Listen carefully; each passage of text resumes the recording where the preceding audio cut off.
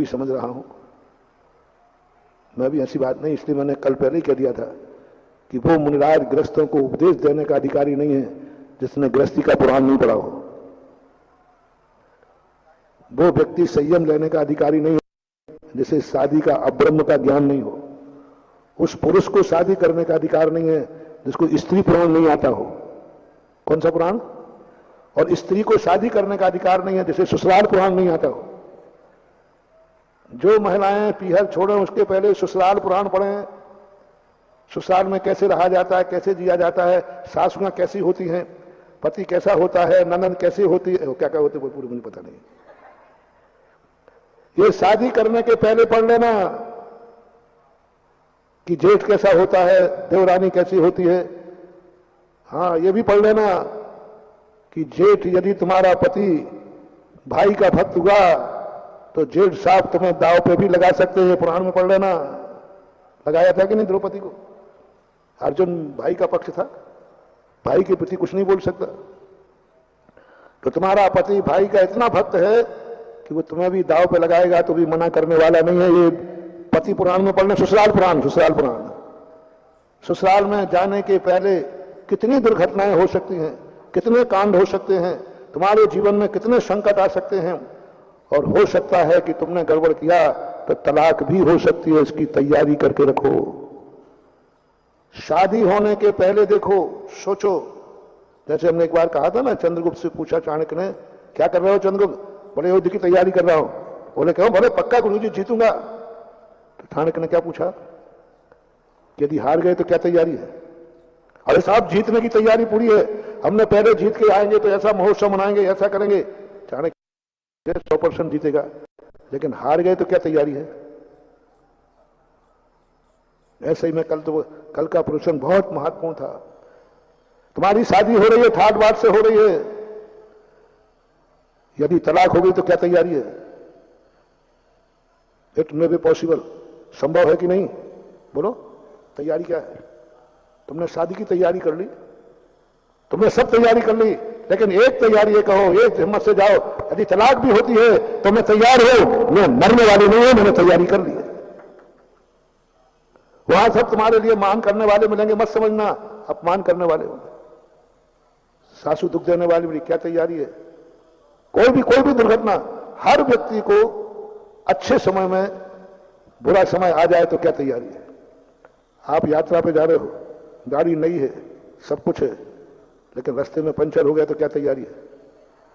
और महाराज जी आप उल्टा उल्टा सोचते हो, कैसे होगी? अभी कल ही तो गाड़ी उठाई है भैया, कल ही गाड़ी उठाई है, फ्रेश है, ठीक है, 99.99 कुछ होने वाला। और महाराज जी रोड भी अच्छा है, बिल्कुल हाईवे है एकदम।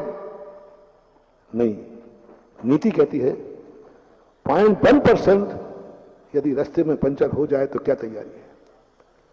समय से वहां नहीं पहुंच पाए, जंगल में रात हो जाए तो क्या तैयारी है? वो है समझदार व्यक्ति जो विपक्ष को समझ के रखता है।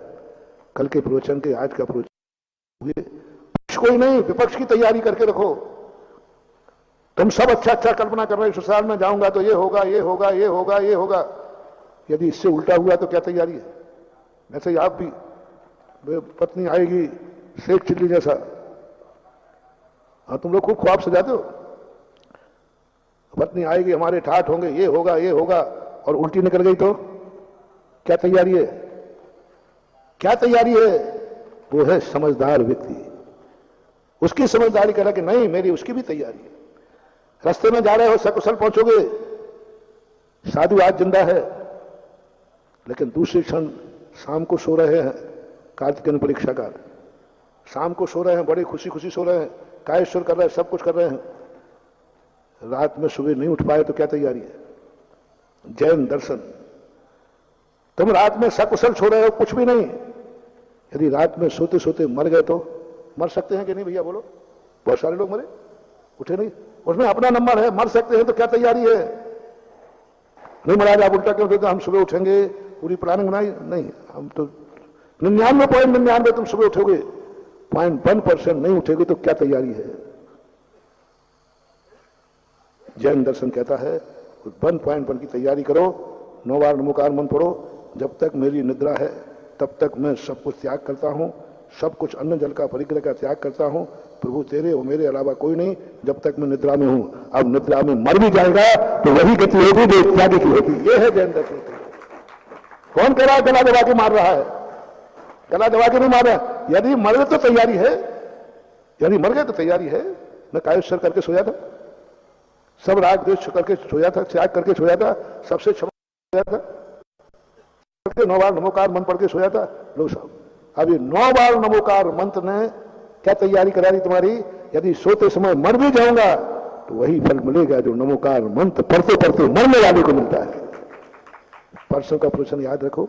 मेंढक ने कहा यदि मैं रास्ते में मर भी गया तो मेरी तैयारी है, मेरे मुंह में पाखुड़ी है, मेरे मुंह में पाखुड़ी लेके जा रहा हूं। यदि भगवान का दर्शन नहीं भी हो पाया और मर भी गया तो मेरी तैयारी है, मैं वहीं जाऊंगा जो फल मिलता है। ये तैयारी। कारण को समझो, अपना मूल प्रसंग था। समय आपका हो रहा है, हो गया है। कारण के संबंध में अपन और जैसी चर्चा आएगी फिर समय पर करेंगे। महावीर भगवान। इस कार्यक्रम के पुण्यार्जक थे श्री राजेश भारेल्य, श्रीमती निशा, श्री